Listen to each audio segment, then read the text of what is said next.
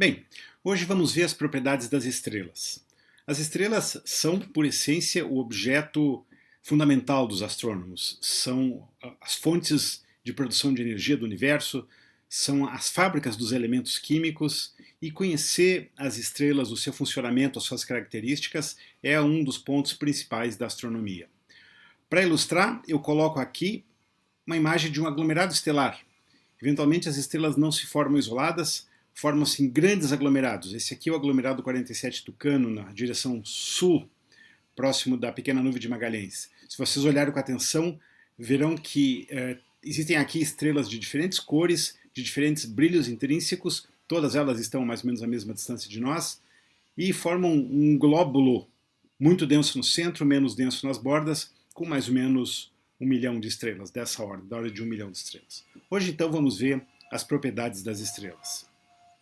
Vamos ver as suas propriedades físicas, as distâncias em que se encontram, suas luminosidades, tamanhos, massas, e vamos ver como classificá-las, através de suas cores ou de suas temperaturas efetivas, é a mesma coisa, através de suas características espectrais e de suas luminosidades, seus brilhos intrínsecos, portanto. E vamos começar com a distância. A questão das distâncias dos corpos celestes é complexa. E a maneira mais simples da gente entender isso, da gente começar a entender isso, é começar com o princípio básico lá usado em agrimensura, em engenharia, que é a triangulação. Como se medem distâncias quando a gente não consegue levar a trena de nós até o alvo? É a questão clássica da largura do rio. O rio tem muita correnteza, eu não consigo nadar até lá e eu quero saber a largura desse rio. Como é que eu faço isso? Muito simples. Eu meço uma linha de base do lado que eu estou. Eu vejo a distância de A até B e traço, portanto, um triângulo A, B, C lá na árvore. Sei que as distâncias são essas, né? A distância D1 é essa, a distância D2 é essa. E sei que a soma dos ângulos internos de um triângulo são 180 graus.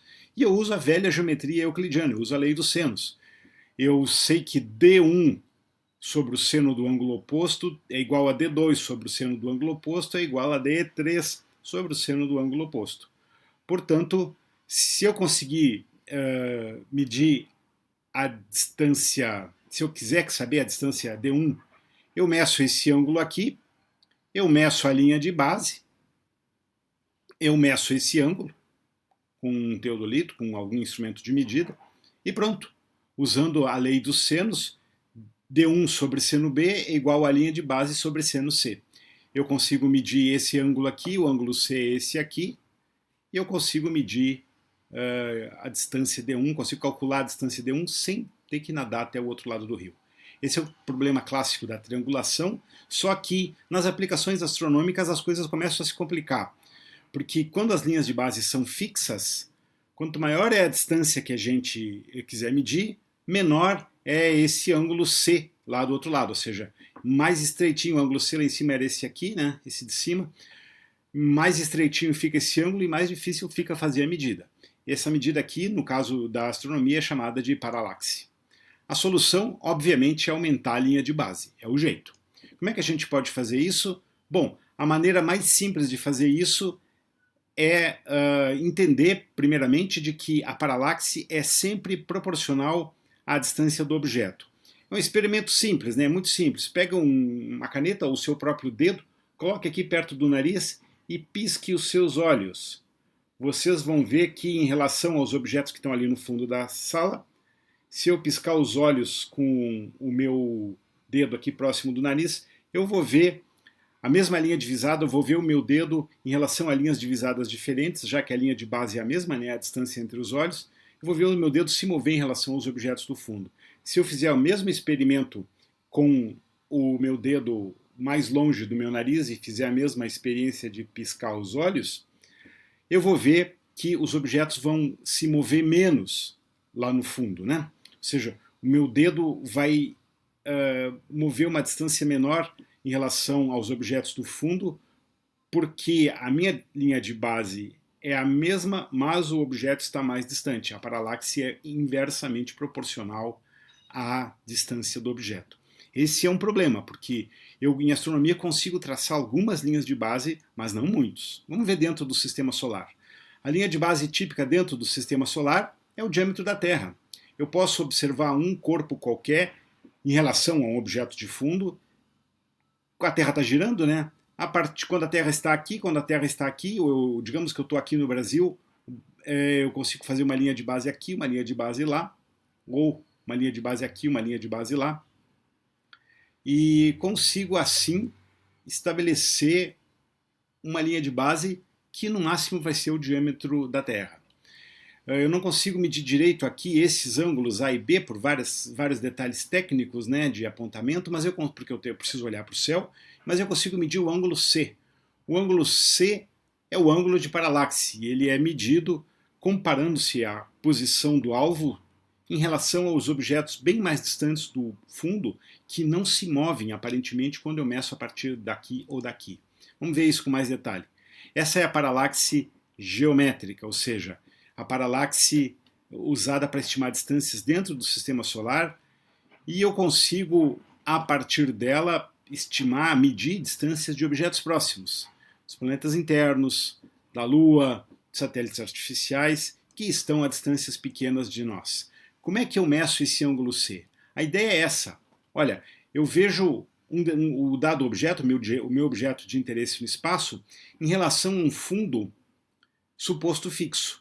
Então eu vou ver ele sob duas linhas de visada diferentes. Quando eu estiver aqui na posição A, eu vou ver o objeto aqui, nessa posição A'.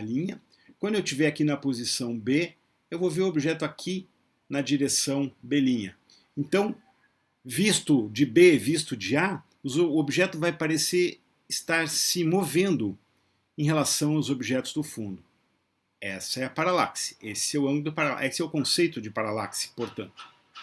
Vejam que, traçando a geometria desse problema, eu tenho aqui um triângulo retângulo, o centro aqui, o ponto B, poderia ser o A também, dá no mesmo, e o objeto de interesse. Isso aqui é um triângulo retângulo. Portanto, o ângulo, a metade do ângulo de paralaxe é um lado de um triângulo retângulo que eu posso usar para determinar a paralaxe. E assim se pode calcular. Isso aqui é conhecido, isso aqui é o raio da Terra, né? Então isso aqui é um triângulo retângulo, valem as leis do triângulo retângulo, né? A geometria, lá, a trigonometria dos ângulos do triângulo retângulo, e a gente consegue estimar essa distância aqui a partir desse ângulo, né? Isso é muito simples de fazer. Vamos lembrar sempre, a paralaxe é uma medida dada sempre em unidades de arco, em graus, minutos, segundos. Usando a linha como linha de base o diâmetro da Terra, a paralaxe da Lua é 2 graus, a paralaxe de Vênus, quando ele está o mais próximo possível de nós, é de 1 minuto de arco. Então, apenas para a gente ter uma ideia desses valores. Mas o que importa mesmo é a paralaxe estelar. Para a paralaxe estelar, para a gente determinar distâncias das estrelas, não é suficiente usar o diâmetro da Terra como linha de base. É preciso mais do que isso. O que se faz é usar como linha de base a órbita da Terra. Aqui está o Sol, aqui está a Terra girando em torno do Sol. Portanto, o triângulo retângulo, aquele que eu havia mencionado antes, tem como um dado lado aqui uma unidade astronômica, a distância Terra-Sol. Eu estou interessado em saber a distância dessa estrela aqui, eu quero calcular a distância dessa estrela, então o que eu faço? Eu tiro fotos dessa estrela no céu em 2 momentos diferentes, separados por meio ano. Quando a Terra está aqui, meio ano depois a Terra está aqui do outro lado. Ora, aqui estão as duas imagens, a Terra em janeiro, a Terra em julho. Vejam que aqui está o meu objeto de interesse, ele se moveu daqui para cá. Comparem as duas imagens, ele se moveu em relação aos objetos do fundo considerados fixos. Tipicamente usam-se como objetos de fundo galáxias, objetos bem distantes que não têm as suas posições afetadas pela paralaxe. Daqui aparecem então vários conceitos interessantes e importantes que são muito usados em astrofísica estelar. Primeiro, é uma unidade de distância chamada parsec, que é, por definição, a distância do Sol até uma estrela cuja paralaxe for 1 segundo de arco. Então, se esse arco aqui é 1 segundo de arco, eu meço esse arco aqui é 1 segundo de arco, isso aqui é um triângulo retângulo, eu sei que no triângulo retângulo valem as relações de seno e cosseno, as relações trigonométricas dos triângulos retângulos, e eu consigo, uma vez medido esse ângulo aqui, ó, aqui está definido ele, ângulo paralático, se eu medir esse ângulo aqui, eu sei essa distância aqui, portanto eu sei essa outra distância que eu estou interessado, através das propriedades trigonométricas dos triângulos retângulos. Se vocês não lembrarem, voltem a isso, deem uma olhadinha. Para um ângulo de paralaxe de 1 segundo de arco, que distância eu obtenho? Eu obtenho que 1 parsec é 3,0109 vezes 10 a 13 quilômetros, ou 206 mil unidades astronômicas, ou 3,26 anos-luz. Normalmente, textos técnicos de astronomia trazem as distâncias em parsecs, não em anos-luz. Por quê? Porque é uma unidade mais direta de medir. Olha aqui, ó, dá de cara. Se eu meço a paralaxe em segundos de arco, direto aqui, o inverso da paralaxe é direto a distância em parsec. Então é muito mais simples do que usar anos-luz. Normalmente textos técnicos, artigos científicos de astronomia expressam distâncias em paralaxe, em parsec.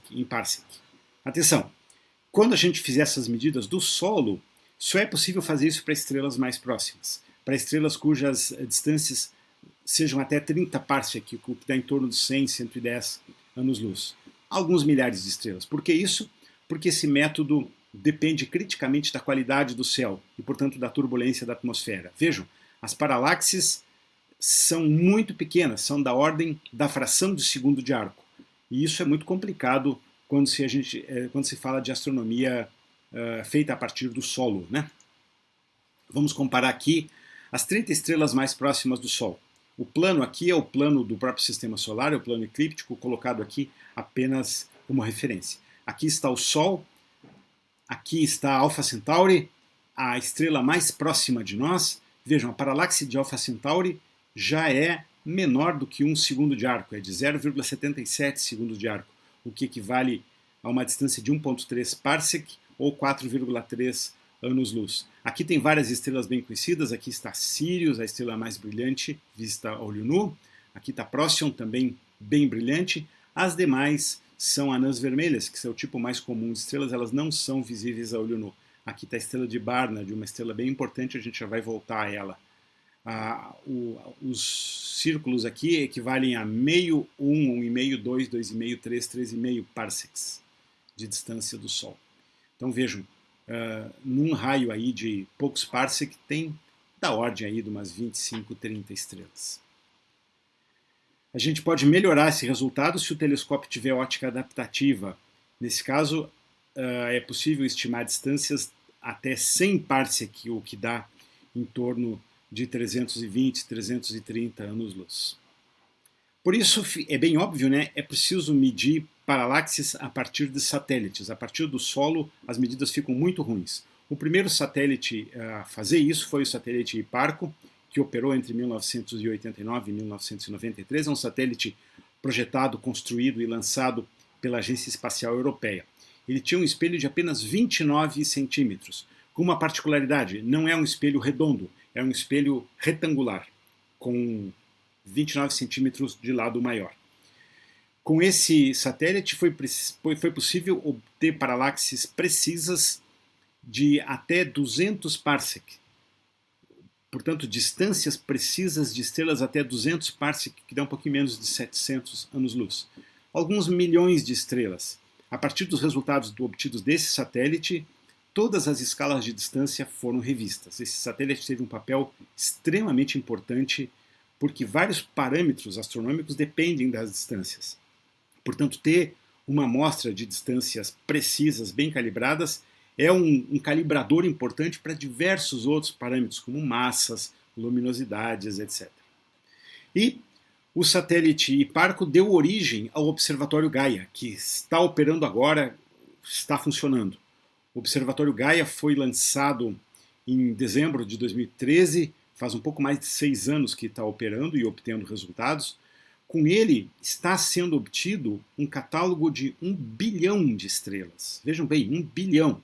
Quando eu falei do satélite Gaia, eu falei de alguns poucos milhões de estrelas. O catálogo de estrelas mais precisos do Hiparco são 120 mil estrelas com distâncias com bastante precisão e em torno de 2 milhões de estrelas com estrelas de precisão média, isso no Hiparco. O Gaia, a gente está pulando 3 ordens de magnitude, a gente está falando de bilhões de estrelas com paralaxes e, portanto, com distâncias obtidas com bastante precisão. Isso equivale a mais ou menos da ordem de 1% do total de estrelas da galáxia. Fundamentalmente as estrelas daqui da posição do Sol, mais ou menos até próximo do centro da galáxia. Vamos lembrar, o Sol está no disco da galáxia, mais ou menos a meio caminho entre o centro e a borda externa do disco. Esses resultados permitiram a primeira visão estereoscópica da galáxia, estereoscópica no sentido de 3D. É isso que o Gaia fez, né? Ele mediu posições com precisão, portanto, 2 dimensões, né, no plano do céu, e ao mesmo tempo mediu a paralaxe, que permitiu obter a distância, a 3ª dimensão. Isso pela primeira vez possibilitou uma visão tridimensional real, sem uma margem de erro muito grande, do que está acontecendo na galáxia, da forma real da sua galáxia. São resultados de imensa importância que estão tendo um impacto enorme em todas as áreas da astronomia.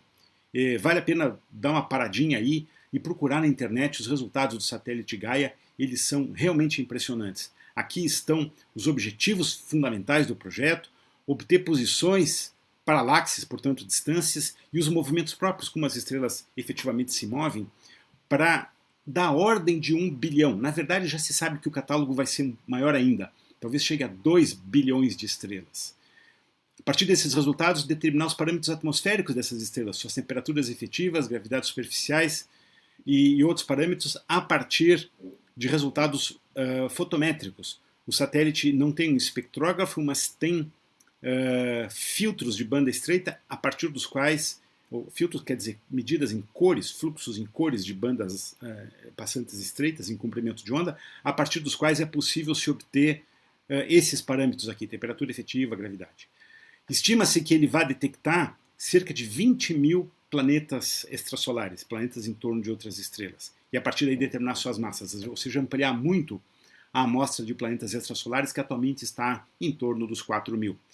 Espera-se também detectar aqui, nas nossas vizinhanças, dezenas de milhares de asteroides, corpos do sistema solar, corpos pequenos do sistema solar que se movem rapidamente, vão aparecer no campo dele como objetos móveis, e objetos extragalácticos como quasares, que são núcleos ativos de galáxia, provavelmente da ordem das centenas de milhares, talvez da ordem dos 500 mil.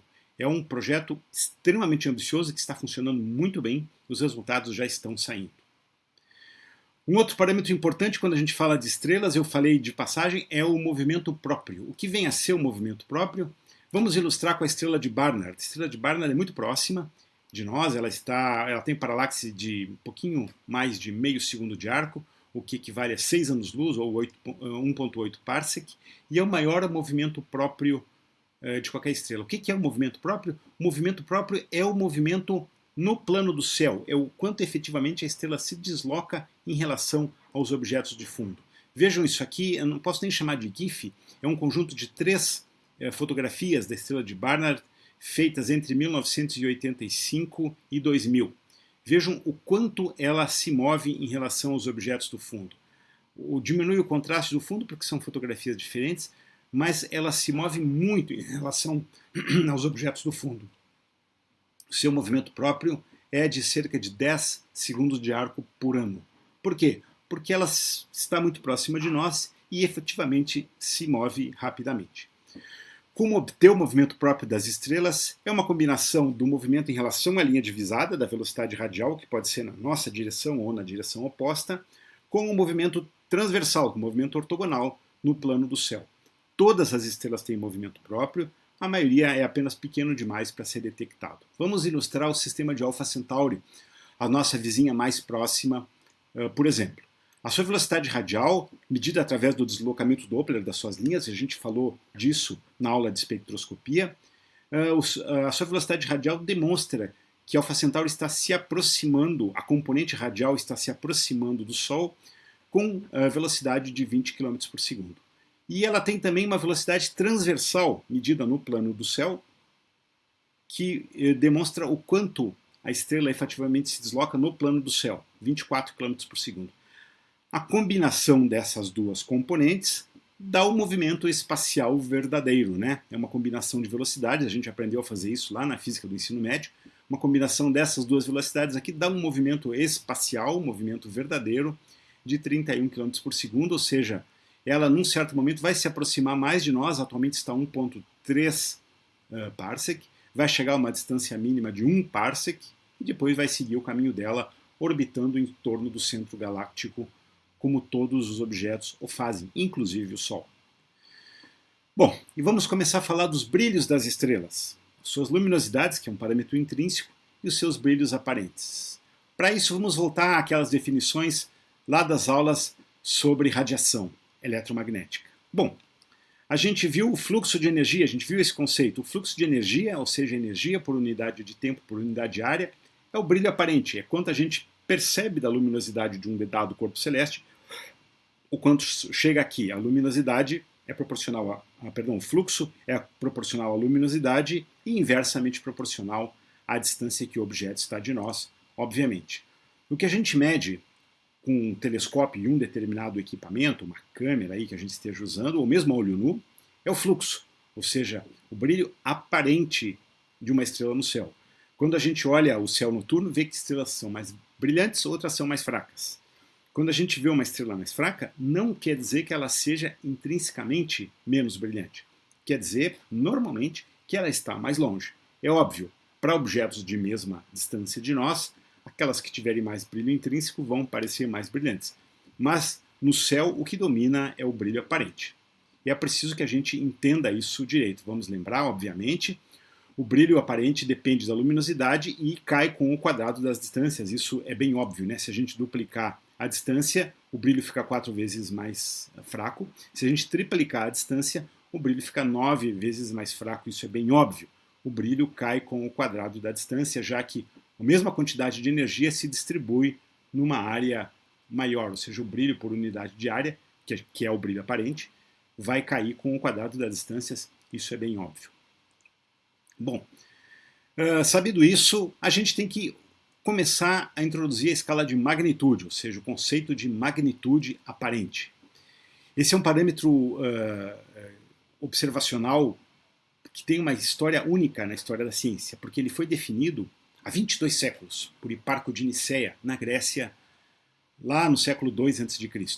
Esse é provavelmente o único parâmetro medido, o único parâmetro observacional tão antigo assim. Todos os outros parâmetros que a gente usa em ciência, distâncias, massas, volumes, o que vocês imaginarem, esses parâmetros foram mudando e continuam mudando rapidamente com o tempo. A gente usa, como distâncias, a gente usa unidades do sistema MKS, né, metros, quilômetros.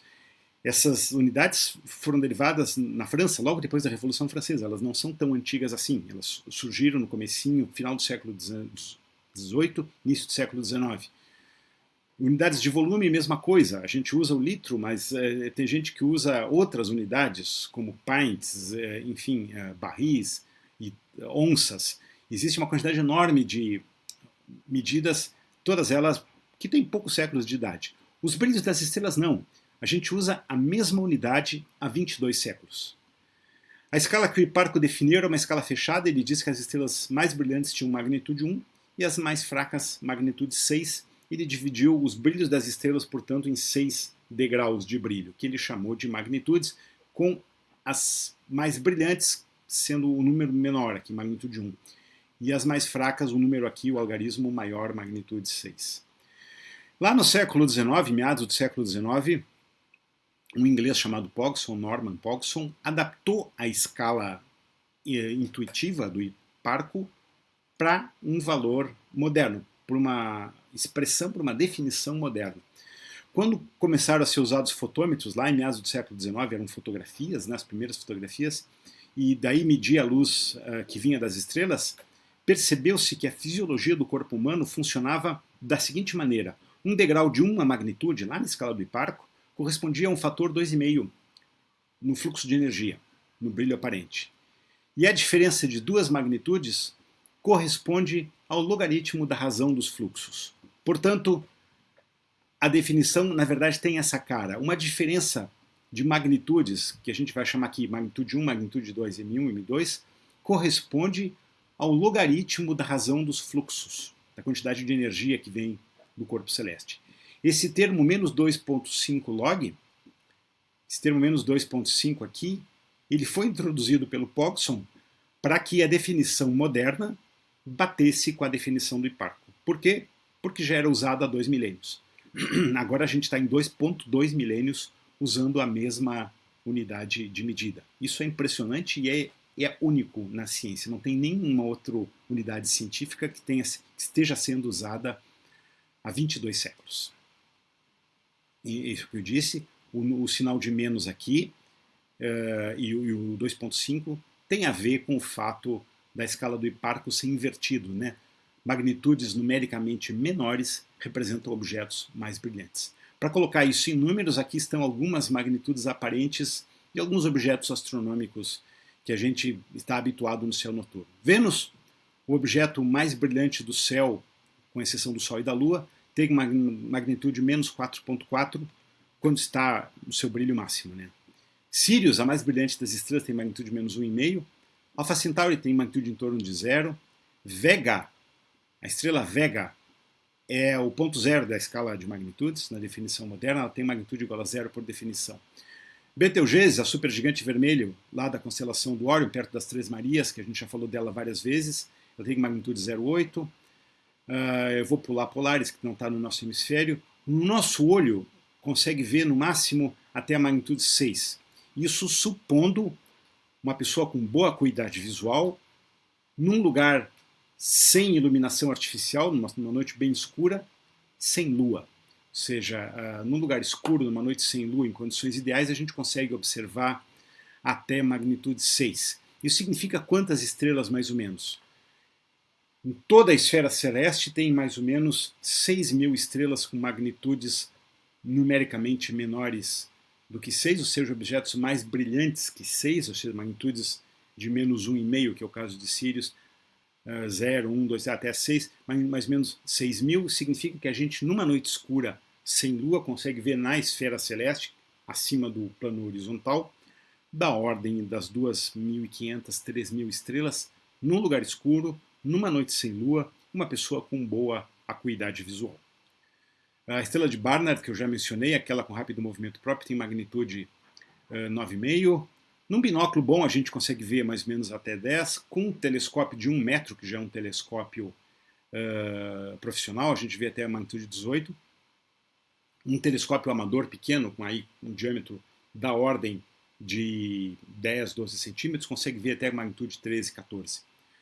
Um telescópio de 4 metros consegue ver até 26, e os telescópios profissionais melhores que tem atualmente, que na faixa dos 8, 10 metros, consegue ver até magnitude 30. Bom, falávamos de magnitude aparente, agora vamos falar de magnitude absoluta. Magnitude absoluta é uma escala de brilho intrínseco. Na verdade, o logaritmo é uma escala logarítmica da luminosidade, é uma escala intrínseca, o quanto a energia uma estrela emite por unidade de tempo. Por definição, essa é a definição de magnitude absoluta. Magnitude absoluta é a magnitude aparente que uma estrela teria se estivesse numa distância de referência de 10 parsec. Como é que é isso mesmo? Simples. Para definir magnitude absoluta, joga-se todas as estrelas até uma mesma distância de referência de 10 parsec. Dessa forma, as diferenças entre elas são devidas às diferenças intrínsecas de brilho. Por isso chama-se magnitude absoluta. Então supõe-se que todas as estrelas estão à mesma distância, portanto as diferenças de magnitude nessa forma vão ser as diferenças intrínsecas na luminosidade de cada uma. A magnitude absoluta normalmente é expressada em termos da luminosidade do Sol. Vejam, aqui está a escala de magnitudes absolutas e a escala de luminosidades em luminosidades solares que as estrelas variam. Isso aqui é um décimo de milésimo, né? 0,0001, uma luminosidade solar, né? Um décimo de milésimo da luminosidade solar é a ordem de brilho das anãs brancas, que são as estrelas mais fracas que tem. Elas têm, portanto, magnitudes absolutas da ordem de mais 15. Aqui está o Sol, cuja magnitude absoluta é em torno de, já vou chegar no número exato, em torno de mais 5. E as estrelas supergigantes, as mais luminosas que tem da ordem das dezenas de milhares de luminosidades solares, ou seja, suas magnitudes são da ordem de menos 5. Vejam que aqui, então, nessa faixa dinâmica de mais 15 a menos 5, existe uma enorme faixa de luminosidades intrínsecas, se a gente tomar aqui o valor solar como referência. Tanto é que essa escala aqui, notem, é uma escala logarítmica, é a única maneira de expressar uma faixa dinâmica tão grande assim, expressar num gráfico uma faixa dinâmica tão grande assim. Se a gente for tomar o Sol como referência, essa é a maneira que normalmente se usa para estimar, já vou fazer essa conta daqui a pouquinho, se usa para estimar a magnitude absoluta do Sol, compara-se a magnitude do Sol com de uma outra estrela cujos parâmetros a gente conhece. A magnitude absoluta do Sol é de 4,77 mais 4,77, perto de mais 5, portanto. Como é que a gente pode trabalhar esses números? Bom, sabe-se então que magnitude absoluta é a magnitude aparente que uma estrela teria se ela estivesse numa distância de referência de 10 parsec. Vamos pegar definições que a gente já conhece. A definição de fluxo. O fluxo é a luminosidade dividida numa área qualquer, né? O objeto está numa distância d, calcula-se então uma casca esférica de raio d, e a partir daí, sabida a luminosidade da estrela, obtém-se o fluxo, ou seja, a luminosidade por unidade de área recebida numa distância d da estrela. E a gente tem a definição de magnitude. Uma diferença de magnitude corresponde ao logaritmo da razão dos fluxos, né, dos brilhos. Veja, se a gente está falando de magnitudes aparentes, m minúsculo, sempre a gente vai expressar magnitudes absolutas com m maiúsculo e magnitude aparente com m minúsculo. Então, magnitude aparente equivale aos fluxos, a magnitude absoluta, m maiúsculos, a luminosidade. Vamos escrever uma relação, e essa relação é super importante. Vamos deduzir uma relação entre magnitude aparente, magnitude absoluta e distância. Para isso, vamos supor duas estrelas iguais, de mesma luminosidade. Uma numa distância d qualquer, com magnitude m minúsculo, e outra na distância de referência de 10 parsec, com magnitude m maiúsculo, é a magnitude absoluta dela. Vamos comparar, então, é isso que eu quero fazer, comparar magnitude aparente com magnitude absoluta de dois objetos iguais, um numa distância m qualquer, uma distância d com magnitude m, e outro na distância de 10 com magnitude m maiúsculo. Bom, eu tenho essa expressão aqui, é a mesma que está aqui em cima. Eu sei que a diferença, como é que eu vou comparar as magnitudes desses dois objetos, um que está na distância d e outro na distância de 10. A magnitude de um, a que está na distância 10, menos a magnitude do outro que está na distância d, é menos 2,5 log da razão dos fluxos. O fluxo da que está a 10 dividido pelo fluxo da outra. Ok? Eu tenho essa expressão aqui. Eu pego essa expressão e faço 10 elevado a ela, dos dois lados do sinal de igual. Ora, do lado esquerdo fica dessa forma, né? 10 elevado a esse valor aqui. O que eu fiz foi pegar esse menos 2,5, passei para o lado de cá, e para tirar esse sinal de menos aqui, eu troquei o mzinho com mzão. Aqui era mzão menos mzinho, aqui mzinho menos mzão, sumiu o sinal de menos que estava aqui. Então, do lado esquerdo da igualdade, fica passando esse 2,5 para cá, fica 10 elevado a mzinho menos mzão dividido por 2,5, igual a quê? Isso aqui era logaritmo do quociente. Quando eu faço 10 elevado a, o logaritmo some. fica isso aqui. Então fica 10 elevado a mzinho menos mzão dividido por 2,5 igual a F10 sobre F. Ok? Eu sei que o fluxo, vejam aqui em cima, eu sei que o fluxo, eu posso expressar o fluxo com uma luminosidade dividido por 4πd ao quadrado. A luminosidade das duas estrelas é a mesma por definição, então eu posso expressar esse lado direito da igualdade aqui dessa forma. Eu cortei o 4π e o d, eu fico simplesmente pela razão da luminosidade. Aqui fica a distância e aqui fica a distância de referência. O 4π sumiu, a luminosidade sumiu, fica o quadrado. Ok? O que eu faço agora? Eu tenho 10 elevado a mzinho menos mzão sobre 2,5 é igual a d sobre 10, tudo isso ao quadrado. O que eu faço? Eu faço o logaritmo dessa igualdade aqui. Faço o logaritmo dessa igualdade. E faço uma algebrazinho, né? Quando eu faço o logaritmo disso aqui, o 10 elevado a some, eu passo 2,5 para o outro lado. Aqui, o cuidado do logaritmo aqui viram duas vezes, né? Quando eu faço o logaritmo desse quociente aqui. Cuidado com as propriedades dos logaritmos.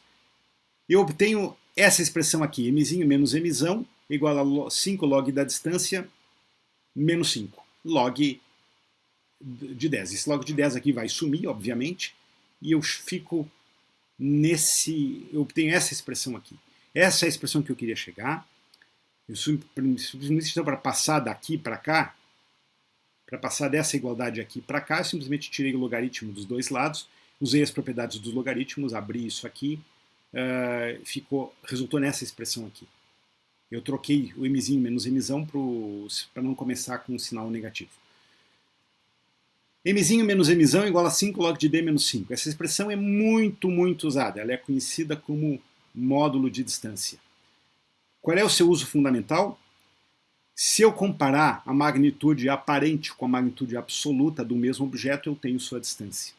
Essa é uma maneira de se obter distâncias de objetos que a gente não consegue medir de outra forma. Essa é uma técnica muito importante e muito usada. Eu posso estimar a magnitude absoluta das estrelas, estou falando de estrelas especificamente, nesse momento não estou falando de galáxias, nem de planetas. Eu posso estimar a magnitude absoluta das estrelas pelo seu tipo espectral, pela sua luminosidade, a gente já vai ver daqui a pouco como classificar isso, e a partir desse resultado aqui eu consigo estimar a sua distância. Esse, portanto, é um recurso muito importante, essa expressão é de muita importância em astrofísica estelar, a expressão do módulo de distância. E a partir dela, como é que eu posso obter a magnitude absoluta do Sol? Vamos comparar com Vega. Falei para vocês que Vega é uma estrela bem conhecida, para a qual se conhecem os parâmetros. A sua temperatura efetiva, a gente viu como isso pode ser determinado lá a partir da lei de Wien. Obtida a temperatura efetiva, eu posso estimar a sua luminosidade e, portanto, daí o seu raio. Ela tem 2,69 vezes o raio do Sol e a sua distância é obtida por paralaxe. Então, os parâmetros observacionais de Vega são bem conhecidos. A partir disso, usando a lei de Stefan-Boltzmann, a partir da sua temperatura efetiva, eu posso obter a sua luminosidade, 5,9 vezes 10 a 8 watts por metro quadrado, é o fluxo por unidade de área de Vega.